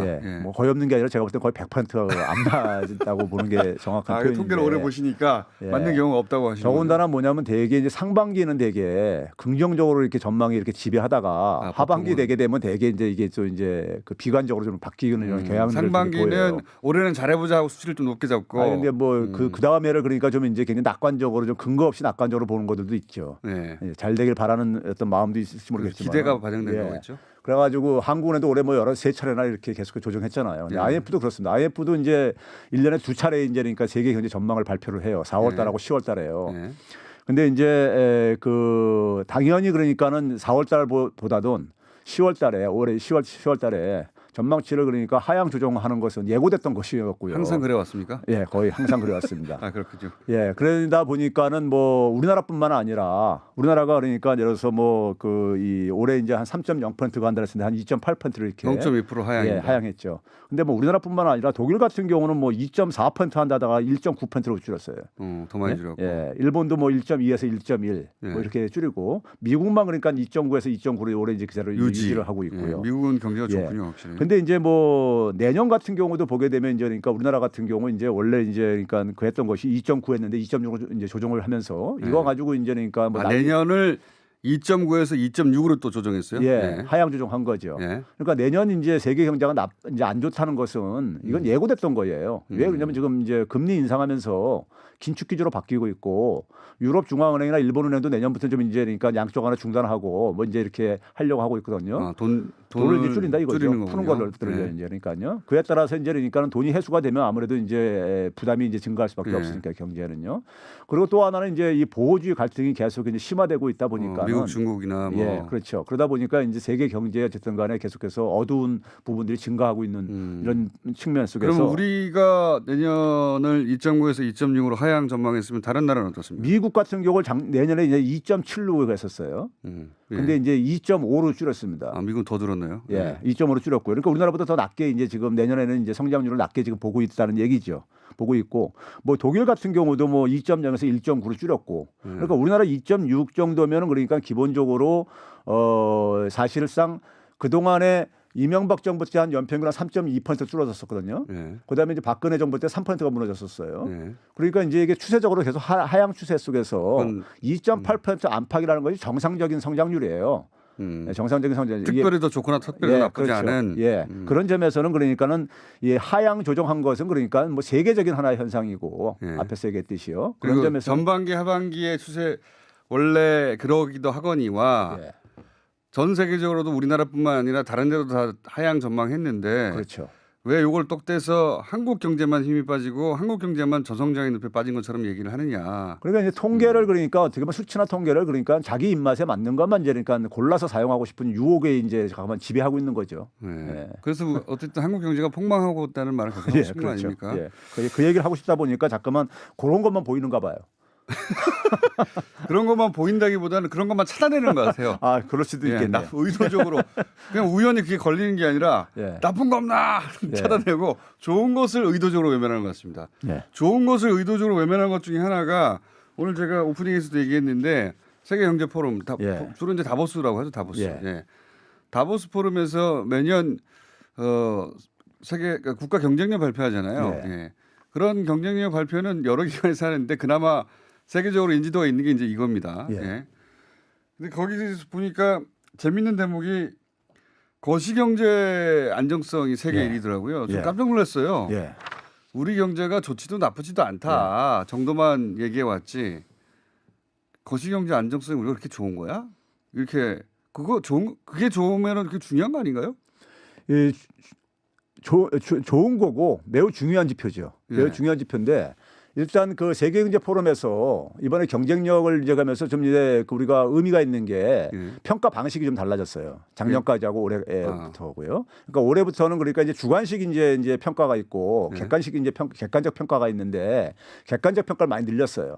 그동안에 이제 그러니까 주관적 평가를 할 때는 예. 되게 누굴 대상으로 되게 이걸 조사를 하냐면은 CEO들을 대상으로 기업인 해요. 대상으로. 예. 그러다 보니까 CEO들의 이제 성향에 입장만 따라. 이제 많이 반영되다 보니까는 뭐 이제 그 상대적으로 노동의 어떤 측면이라든가 그다음에 이제 소비자들 측면 이런 것들은 좀 배제될 수가 있는 것들이죠. 그런데 이번에는 굉장히 그 이 객관적 지표를 좀 주관적 지표보다는 객관적 지표를 많이 늘렸고요. 정량적 평가를 늘렸군요. 예. 예. 그러다 보니까 우리나라가 이제 12개 부문에서 이제 평가를 했는데 우리나라 정보통신 분야는 뭐 우리 잘 알고 있는 우리나라가 이제 잘 나가니까. 강국이고 근데 이제 거시경제 안정성이 세계 1위라는 것은 그건 정말 예기치 예. 못한 평가였어요. 근데 이제 이 세계 경제 아니 거시경제 안정성이라는 것이요. 이게 무슨 개념이냐면은 대외적으로 어떤 충격이 왔을 때 예. 지금 예를 들어서 연준이 금리를 막 인상하고 있단 말이에요. 예. 그랬을 때 그 금리 인상을 하게 되면 환율도 변하고 또 이제 그렇죠. 금리도 우리도 이제 올려야 된다든가 이런 문제가 생기잖아요. 수출입이나 국내 경제에 영향을 미칠 수 그렇죠. 있는데. 그런 것들이 이제 우리나라 이제 주요 경제 지표들에 이제 굉장히 변동성을 크게 증가시키게 되면은 그렇죠. 혼란이 올 수밖에 없잖아요. 그렇죠. 베네수엘라 오십시오. 그렇죠.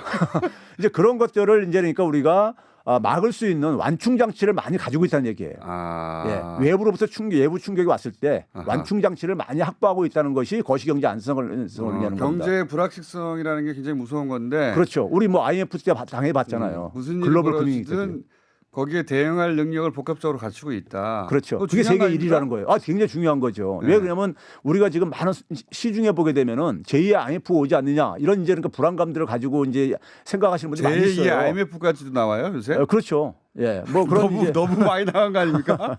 예, 뭐 연준이 금리 인상하고 뭐 이렇게 되다 보면 이제 그러니까 이 그 신흥 국가들 불안하게 되면은 네. 우리나라도 지금 뭐 가계 부채 이런 문제 등등 해가지고 이렇게 되는 게 아니냐 이렇게 하는데 지금 객관적으로 해외에서는 우리 경제가 굉장히 안정적이라고 보는 것이죠.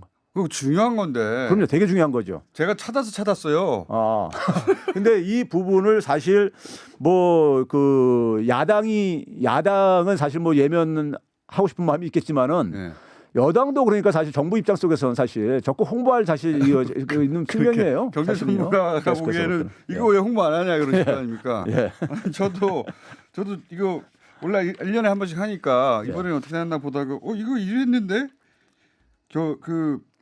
이 거시경제 안정성이 1위라는 거는 그게 의외였거든요. 그렇죠. 140개국 중에 1위면은 예. 어쨌든 똑같은 기준으로 동시에 모든 나라를 비교했을 때 니네가 제일 안정적이구만. 이렇게 그렇죠. 더군다나 건데. 우리나라 통화가 대결제 통화가 아닌 나라 입장에서요. 그러니까 뭐 일본이나 유럽 같은 경우는 자기들 통화가 어느 정도 그래도 이제 그러니까는 국제적으로 통용되는 통화니까는 그런데 우리는 전혀 그런 것도 아니란 말이에요. 그런 상황 속에서 환율이나 금리의 급격한 변동에 대해서 우리가 그러니까 완충 장치를 많이 가지고 있다. 이렇게 이제 진단을 하고 있는 것이죠. 좋은 건데 홍보를 안 하는지 모르겠어요. 보수지가 만약 이게 보수 정권 하에서 이렇게 나왔으면 대대적인 엄청 그랬을 겁니다. 아마 시끄러웠을 것이고요. 근데 우리 정부는 굉장히 샤이한 것 같아요. 이거 몰랐던 거 아닙니까? 몰랐던 건지. 어쨌든 그런 지표가 또 하나 나왔고 예. 오늘은 지표 가지고 또 얘기해보겠습니다. 통계청에서 또 어제 새로운 지표가 하나 나왔습니다. 통계청이 상반기 고용조사를 했는데 월 200만 원 이상 임금 근로자 비중이 역대 처음으로 60% 돌파했다. 이거 좋은 것 같은데요, 이 뉴스는? 예, 이 200만 원이 굉장히 마의 숫자였었어요. 그동안 몇 년 동안에요. 그러니까 임금 근로자들의 월급여가 한 200만 원 정도 되는 층들이 한 45에서 50% 이렇게 구성했었어요. 거의 절반 정도가요. 사실 근데 200만 원이라는 게 충분한 소득은 아니잖아요. 그렇죠. 예. 그런데 이제 절반 정도가 임금 근로자의 절반 정도가 200만 원 미만이라는 것은 굉장히 이제 가슴 아픈 부분이었었죠. 중간지층이 두터워지기 위해서 이게 통과돼야 될 그렇죠. 숫자인데, 예. 이제 그런데 이제 이번에 이제 그러니까는 우리가 올해 이제 상반기 조사해 보니까는 한 이제 60%를 돌파를 했거든요. 60% 돌파하고 그에 따라서 이제 그러니까 200만 원 미만은 그러니까 이제 40% 미만으로 한 38% 정도 이렇게 줄어들었단 말이에요. 줄어들었는데 이게 이제 굉장히 이 고무적인 것은 제가 이제 그 미시 데이터를 좀 이렇게 마이크로 데이터를 좀 이렇게 들여다서 좀 계산을 해봤는데 올해 2월 달부터요. 이제 사업장별로 그러니까 우리가 뭐 300인 이상 고용하는 경우를 이제 대기업이라고 하고 있고 그래서 그 밑에 이제 차근차근 쭉 이렇게 분류가 될 수 있는데 이제 5인에서 9인 이런 정도면 이제 소기업들이죠. 그렇죠. 소기업들부터 해가지고 이제 그러니까 뭐 100인에서 300인 사이 같은 건 중견기업 정도 될 수 있고요. 근데 요 이제 그러니까 대기업 미만들에 있어서 임금들이 2월 때부터 되게 추세적으로 상승을 하고 있어요. 예. 상승이 하고 있고요. 추세가. 예, 상승하고 있고 4월 달부터는 예. 대기업도 임금이 이제 상승을 했을 게 아니겠습니까요? 예. 상승했는데 대기업 임금 상승률보다 이 밑에 300인 아. 미만의 이제 이 작업장에서 임금 상승률도 높다 보니까는 아, 그래요? 임금 격차가 그러니까 좀 줄어드는 거죠. 있어요. 아, 대기업과 예. 중소기업 사이에. 이게 올해 4월 달부터 이게 지금 이게 확인되어지고 있습니다. 예. 4월 달부터 7월 달까지 계속해서 확인되고 있거든요. 아직 8월 이후는 지표가 안 나왔는데 그런 점에서는 상당히 고무적인 것이죠. 물론 이제 그러니까는 200만 원 미만을 여전히 받는 층들이 굉장히 많이 있다는 점에서 이 부분은 이제 정책적으로 우리가 좀 이제 우리가 배려해야 될 부분이지만은 네. 예. 그럼 이게 소위 최저임금이 인상된 것에 영향을 받은 겁니까? 받을 수밖에 없죠. 이게 사실 이게 월 급여 기준인데 예. 월 급여 기준인데 월 급여라는 것이 사실은 우리가 주 40시간 이상을 일해 가지고 사실 얻는 소득일 경우들이 많거든요. 예. 이 소사업장이나 중소기업들 같은 경우는요. 예. 그런 점에서 이 소사업장들 같은 경우 대부분이 사실은 최저임금 수준에 그러니까 시간당으로 보게 되면은 그렇죠. 그 정도 빠듯하게 임금들이에요. 주셔야죠. 예.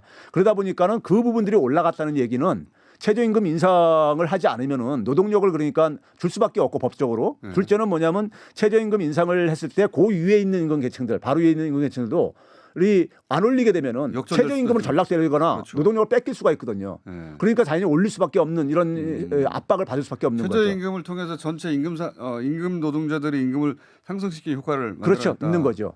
물론 이제 일자리를 잃은 분들은 이제 그러니까는 이제 그 혜택을 못 보지만은 적어도 그러니까 일자리 있는 분들한테 상당히 긍정적인 효과로 작용을 했음을 우리가 알 수 있는 겁니다. 이것의 의미는 그런 거군요. 그러니까 최저임금의 효과, 부정적 효과만 1년 내내 들었는데, 예. 예.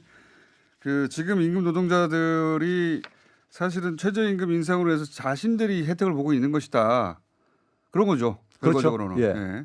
그래서 임금 근로자 비중이 200만 원 이상의 60%를 처음으로 돌파했다. 이거는 오랜 세월 정부가 돌파하고자 했던 선이었는데 예. 드디어 돌파했다는. 이게 이제 굉장히 고무적인 것 중에 하나가요. 우리가 이제 최저임금을 1만 원 달성이라는 이제 상징적인 게 있잖아요. 예. 1만 원 되게 되면 월급으로 따지게 되게 되면은 한 210만 원 안팎 정도 돼요. 아, 그렇군요. 예. 그러면 이제 210만 원 정도 이제 최저임금이 되게 되면 그 위에 언저리 주변에 있는 임금 계층들이 예. 상승하지 않으면은 임금이 그렇죠. 그 부분들이 다 이제 최저임금으로 이제 다 이제 이렇게 포섭되는 거란 말이에요. 역전될 수도 있는 그렇죠. 거고. 예. 그런데 이제 이게 올라가짐으로써 예. 추후 이제 최저임금 인상을 할 수 있는 그러니까 동력이 생기는 것이죠. 예. 그러니까 이게 임금 노동자들은 좋아해야 될 뉴스입니다. 당연하죠. 예. 최저임금이 올라가는 예. 게. 예. 이제 다만 그러는 과정에 그 소위 그 자영업자들이 어려워지는 거 아니냐 이 얘기 계속 나왔고 예. 그래서 이제 보통 보수 경제지도 자영업자 특히 영세 자영업자들을 집중적으로 얘기하고 있죠. 예. 그분들이 영세 자영업자를 걱정하는 경우는 본 적이 과거에는 없었는데 대기업을 주로 걱정하지.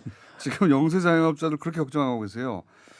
영세 자영업자에 대한 이야기 여러 번 했습니다만 이 통계하고 영세 자영업자를 직접 연결할 수는 없는 거 아닙니까? 현재. 그렇죠. 영세 자영업자들이라는 게 대개 이제 그러니까 우리가 상대적으로 보게 되면은 고용원이 없는 자영업자들이에요. 예, 여러 번 했죠. 했던 거죠. 예. 예, 했던 건데 이 그 고용원이 없는 자영업자들, 영세 자영업자들이 2004년경 되게 되면요. 임금 근로자 소득의 27% 정도 떨어져요. 그러니까 이게 90년 초까지만 한 60% 선에서 안정적으로 유지가 됐었는데 소위 도소매 음식 숙박업이라는 영세 자영업자들이 임금 근로자 소득이 한 30% 미만으로 떨어지게 됩니다. 그게 지금까지 계속 지속되고 있어요. 한 15년 가깝게요. 추세가 계속되고 있다. 예. 이 문제는 이 문제들을 해결할 문제지. 그렇죠. 그러다 보니까 이분들은 조금만 타격이 있으면은 이분들은 그러니까 주로 뭐냐면 내수가 가게가 돈을 못 푸니까는 이분들이 직접 타격을 보는 계층들이에요. 그래서 이분들을 위해서도 오히려 소득이 올라가는 게 중요하다. 그렇죠. 예. 예, 이게 핵심이었고 교수님 시간은 다른 시간에 비해서 2배 정도의 정보가 단일 시간으로 나갑니다. 말씀이 빠르기 때문에 20분 했는데 40분 분량이 나간 것으로 발표하겠습니다. 그럼 출연료도 2배 줍니까? 여기까지 하겠습니다. 최백운 교수였습니다. 감사합니다. 네, 감사합니다. 내일 뵙겠습니다. 안녕. 네.